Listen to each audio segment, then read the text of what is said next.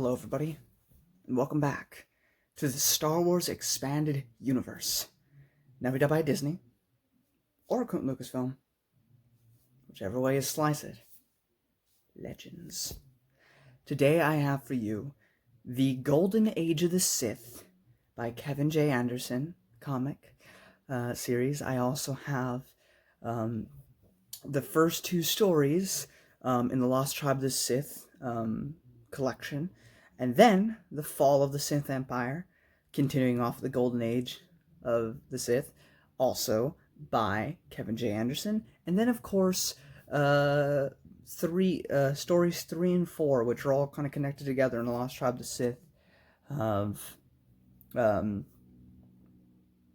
what was the previous two stories, written by, which I didn't say before, John Jackson Miller, which of course will eventually tie into Fate of the Jedi, which we've already reviewed on this channel. You can look it up in my playlist and you can find my reviews of it. But that is basically it. As for the short stories of the Lost Tribe, I'm not really going to get into it too much because they're short stories, so I kind of don't want to spoil too much for you, except for when I get into the spoiler section of these reviews. However, we do start with the Golden Age of the Sith, which I have to say I really like the art style. Now, it's not necessarily how it actually looked, considering we have Dawn of the Jedi and stuff, which came out later, so you might consider that less so. I'm not sure. But, it starts with, someone reading a scroll, so you could interpret that as this is someone's, imagination of what they're reading. But I would prefer, I kind of wish the Dawn of the Jedi didn't exist, just because everything looks so new, so advanced in that, even though it's older, and yet everything here seems more archaic, seems older, and I like that. I like seeing something that looks like that. And then slowly but surely, as you get to, the Old Republic video games and stuff, KOTOR, everything slowly but surely starts to look more and more like what we see in the movies. But that being said, I love the art style, and I love the story. I mean, it's nothing. This is no Darth Plagueis, but it's a comic book. I guess I have lower standards for comic books, even with legacy comics, which is so far have been top tier quality for me in terms of comic books. It's still a comic book, and there's only so much you can do because it's less about dialogue and more about visual, which, it has its pluses and negatives. But for what it is, it's really fun, and I really enjoyed it. The main characters, Gav and Jory, who you'll meet, they're kind of like the troublemakers who are always in a bit of debt, kind of reminiscent of Han Solo, and how he gets the payment that he needs to pay off something, and then some tragedy happens that makes him have to, or not tragedy, but some misfortune happens that makes him have to go back and try to pay stuff again. And that's a similar thing with Lando, where he'll be on top and then have to be in debt again. And it's kind of reminiscent of that.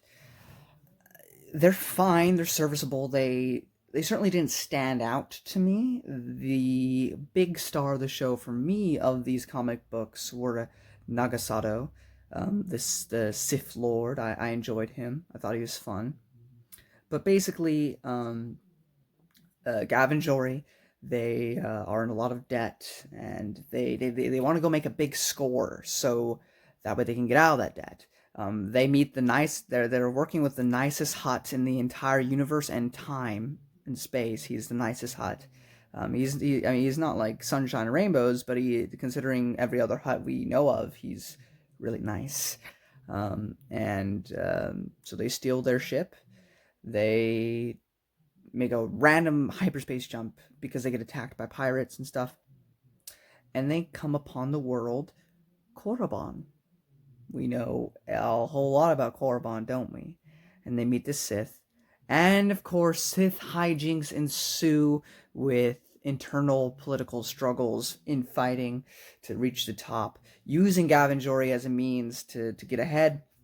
And then by the time we get to the Fall of the Sith Empire comic issues, we have the attack against the Republic. And so that's basically what happens. We get some origins for certain things, which I'll get into in spoilers. And then we finish it off with the stories 3 and 4 of the Lost Tribe of the Sith to tie up that bit of the story until we move on to the Tales of the Jedi comic book series. But that is pretty much it, I guess, for non-spoilers. I don't know if that's too vague. I mean, it's a comic book series. It goes by really, really fast, so I kind of just want you to read it. Um, yeah, the characters are fine. I thought the Empress was cool. They talk about these things called the Unification Wars, where she brought like all these like galaxies or the planets together and stuff. Um, the Jedi we meet are interesting. Their lightsabers are interesting, which I'll get into. I really like the thing that we find out about those. Um, and yeah, it was just really fun, and it was. I've never understood the hate for Kevin J. Anderson because everything I've read from him is just really fun, and it feels. I've been in this kind of post Episode 6 journey for a long time now. I saw New Jedi Order. I saw Legacy of the Force and Fate of the Jedi. Fate of the Jedi was a bit more lighthearted, but it still is like this serious, continuous story. And it's just nice to have like kind of like this. I mean, not that it's not serious, stuff happens, but it's nice to have something that just feels. I don't know. It just doesn't feel as like dampening. Like a big portion of Legacy of the Force and New Jedi Order, I'm like, oh my gosh, things suck right now. So it's nice to have like that like positive. I don't know, like Episode 4 vibes, I guess, where it's just like, oh yeah, fun. And that's what I get from these comics is fun, and it's also just interesting to see such a time period. We went from 34,000 years to 5,000 years. So I was wrong about the KOTOR games. They might be more like 3,000 years probably, but this is 5,000 years before the Battle of Yavin. So it's really cool, and I've really enjoyed it, and I'm excited to see more of the comics set in this old era. Because all of this is new to me. Up until we get to the KOTOR video game, which I will review, I'm blind. So, and there's a lot of stuff in between even that I'm blind to.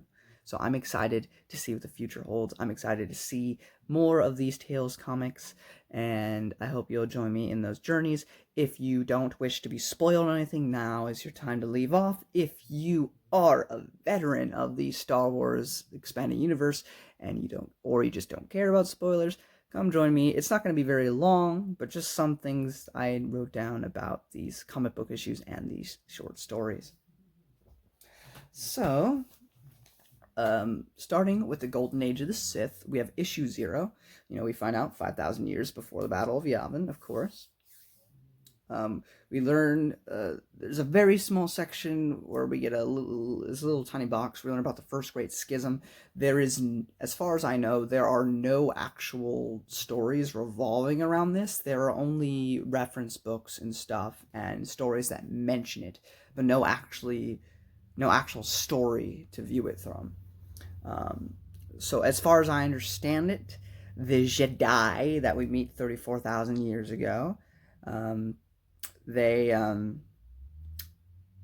we learned about the Force sabers, which were created by the Rakata, which you had to rely on your hate and your rage. You had to use dark side emotions to power it up.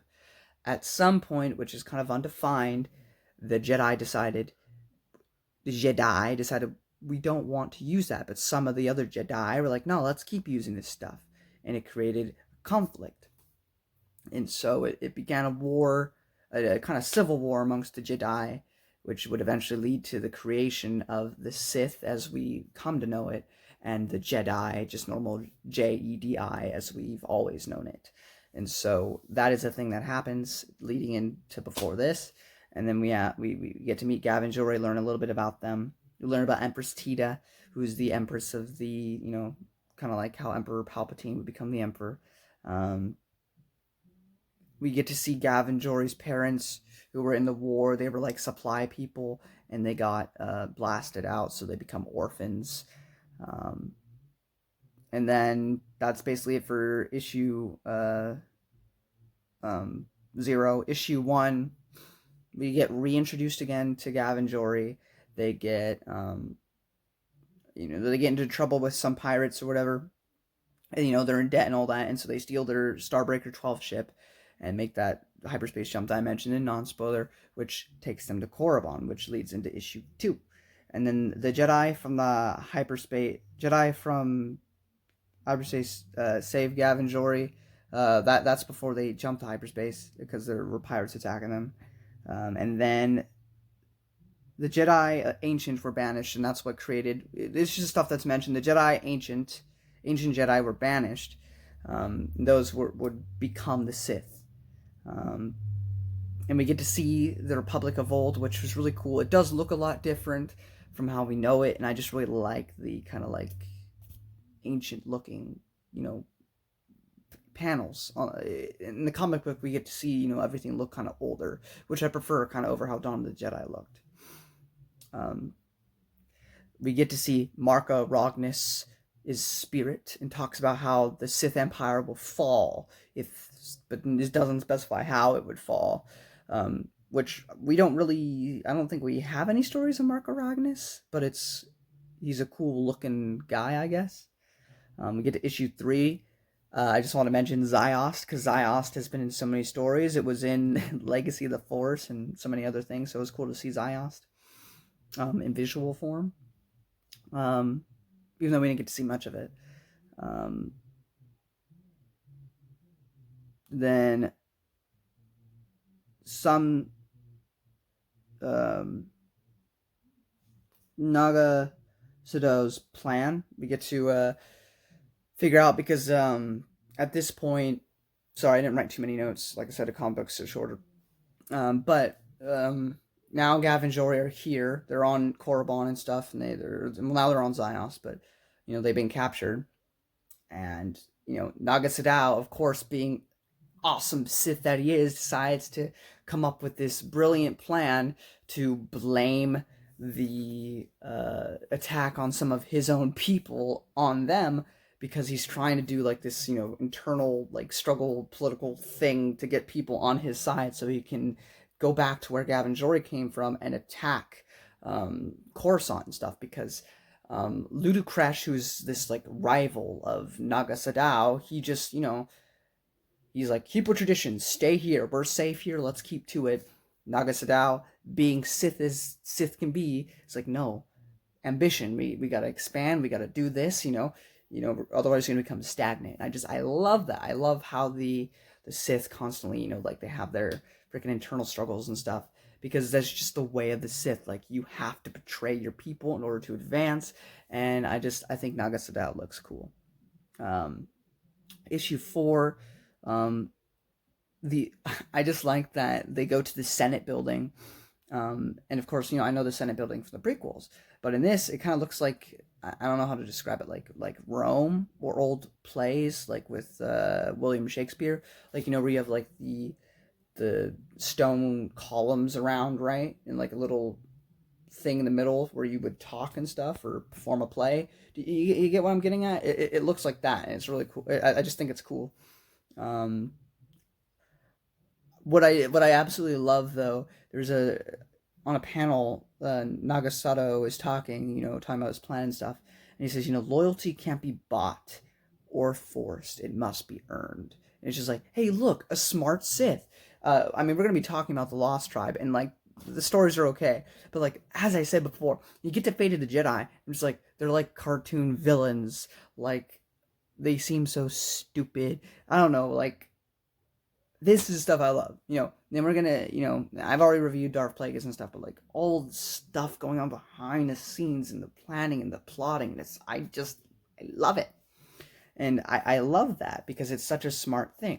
Like, yeah, I could be like the Lost Tribe, the Sith, and Fate of the Jedi, and force people to listen to me or buy them to listen to me, but no, the true way of loyalty is through it being earned. Am I going to trust somebody I paid for to protect me when the end of the day comes, and when someone might come and have a bigger price to kill me? Or somebody who fears me, so when they feel like someone stronger is around that could actually overpower me, then they feel the power to rebel? Or do I want them to truly, actually, through earning it, respect me, because they're the most trustworthy at that point? I don't know, I just love that. And we get to issue 5, which is basically Jory makes it back. Nagasato keeps planning, building up his forces to attack, because by the end of it, he basically finishes off the civil war, or so he thinks, with Ludacresh by eliminating a lot of those opposition to him. Now he's just completely ready to head to Coruscant and attack them. He left a tracking device on Jory's ship, so when she returns to Coruscant, Nagasato will be ready. And that's pretty much where Golden Age of the Sith ends. And then we get to the Lost Tribe of the Sith, the first two stories, which is Preceipe and Skyborn by John Jackson Miller. This was really cool. So they get knocked off course. The ship Omen is knocked off course when the Harbinger, which I've already read and reviewed, the Cross Current book by Paul S. Kemp, which takes place, like 2 years after Legacy of the Force. But it's kind of a time travel story, but it's only forward in time, so it's okay. Where they jump forward in time to 2 years after Darth Caedus has been destroyed, right? And so this is where it happened. They crash and disappear, and that, explosion lands the Omen off course, far away onto the planet Kesh that we know about from Fate of the Jedi. We even get to hear about Size from Cross Current. We get to learn a bit about Kesh culture through the eyes of... This is now the second story. We get to Skyborn. Basically, the first story, they're just, trapped, and like, how are we going to make it out of this? At one point, the leader of this Sith contingent sees some purple person on this dragon-looking thing fly away. And then we get to see the events leading up to that from the Kesh lady's perspective, Adari, leading up to that, and then afterwards.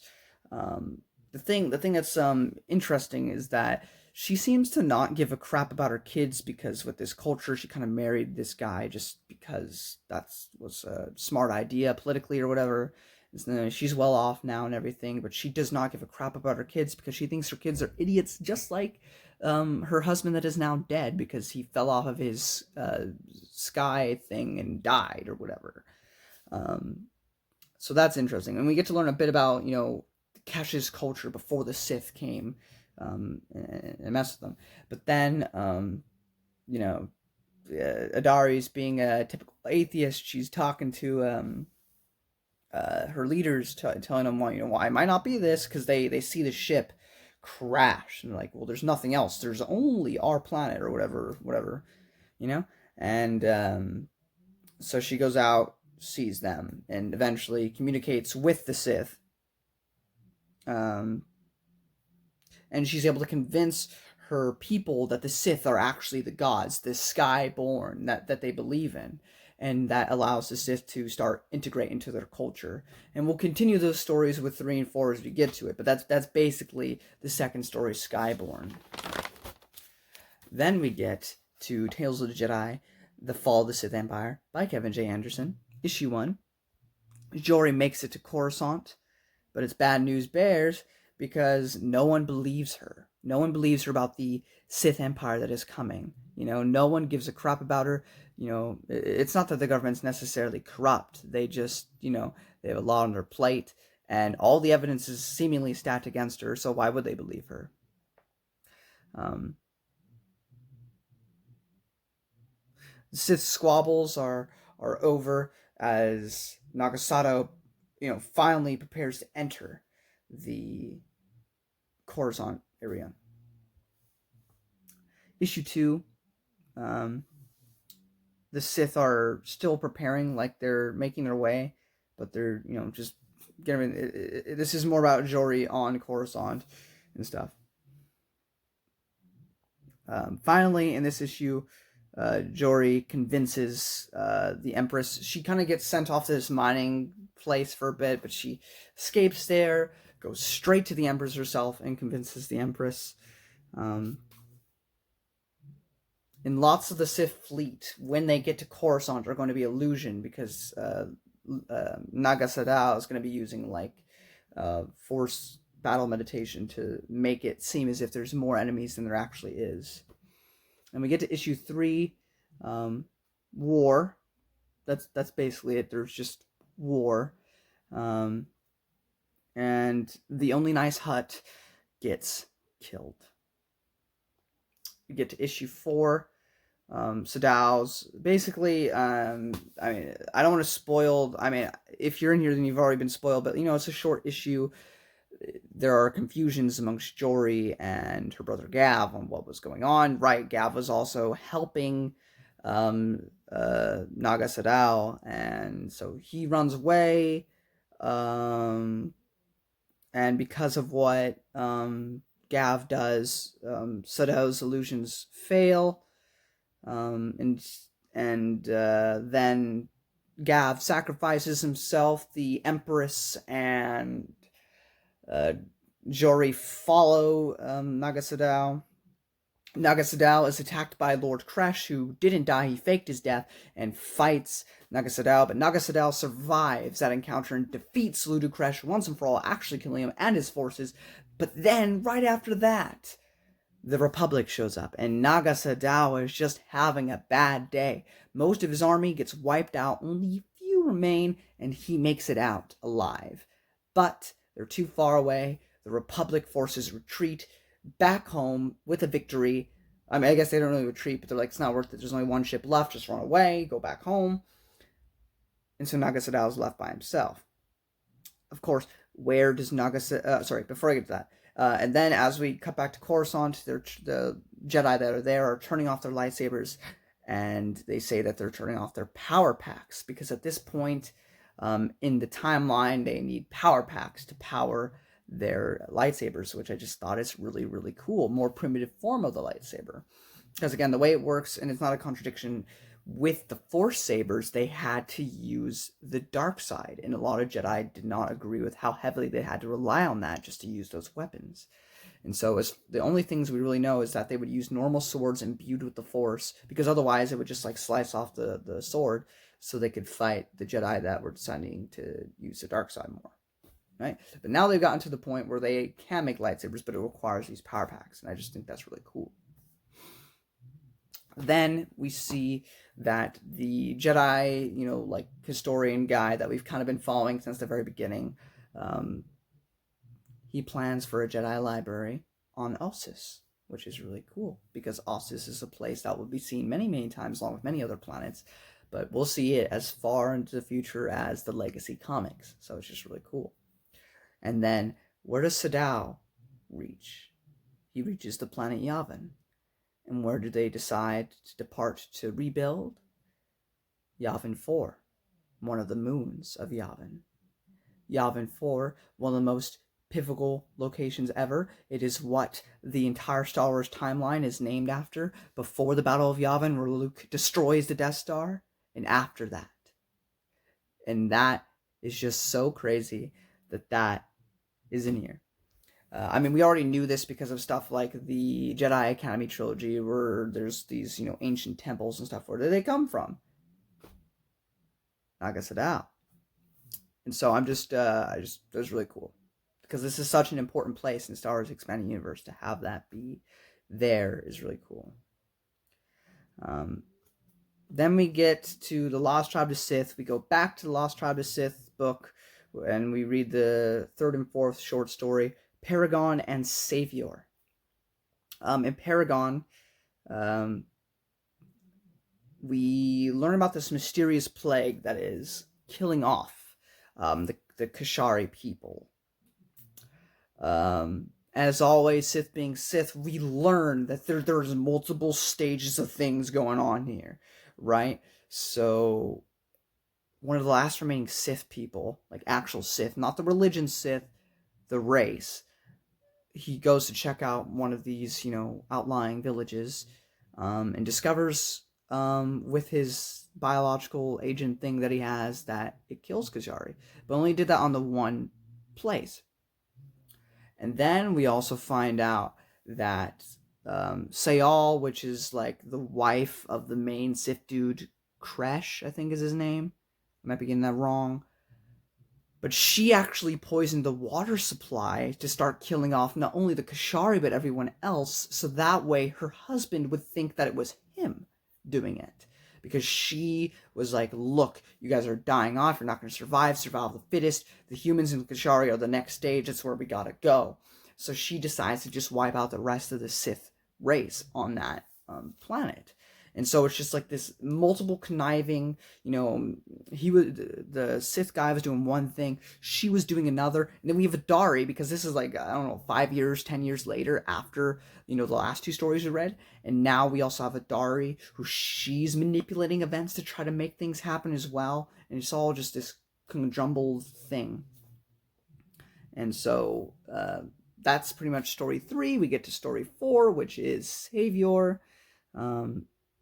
We learn that Adari's son, the Kashari that we were following in the second story, that her son died. And even though she said she didn't care, apparently she did, because that made her join the resistance movement on Kesh. And then by the end of the story, we have this huge Mexican standoff, this huge flabbergasted thing where we have, the leader, the High Lord himself, the one who, was originally the leader of all these Sith, he knows that people are trying to betray him. He sets plans in motion. Sela wants her husband dead, wants her son to replace him, and so she's set up this conniving plan. But at the same time, we have Adari who, is forming this rebellion, wanting to get rid of the Sith, and she's also forming a plan to defeat all of them. And so this all converges near the end of the story, and it kind of ends with, the husband dead, and I think the resistance is dead. I might be wrong about that. I might have read that, or just not remembering correctly. But it ends with the husband's daughter now in control, and her mother survived, but she's crippled. And the one place that she hated living on there, she's forced to stay because that's where her daughter's keeping her as she goes to rule the Kesh world, Kashari and Sith alike. And that is kind of where the short story ends and where this video will come to an end. But overall, as for the 2 comics, absolutely fantastic. I loved reading it. It was a lot of fun. The Lost Tribe of Sith stories, the ones we've read so far, they're fine, they're okay. There's nothing really necessarily bad about it, but there's nothing really great about it either. They're entertaining enough. They certainly don't... it's not like I feel like I've wasted my time, but it's also like it's nothing grand or spectacular either. But it does eventually connect to Fate of the Jedi. So if you want to read Fate of the Jedi, or you already have, this is an interesting story to read. It's interesting enough anyway, and I've enjoyed what I've read so far. I'm trying to do this in chronological order, which is why I'm not going to read the rest of the Lost Tribe of the Sith novel until the stories come up chronologically. So whenever next that is, you shall see it. But that is about it for this video, guys. If you enjoyed this video, give it a thumbs up. Sharing helps a ton. Don't forget to subscribe, and as always, may the Force be with you. Until next time.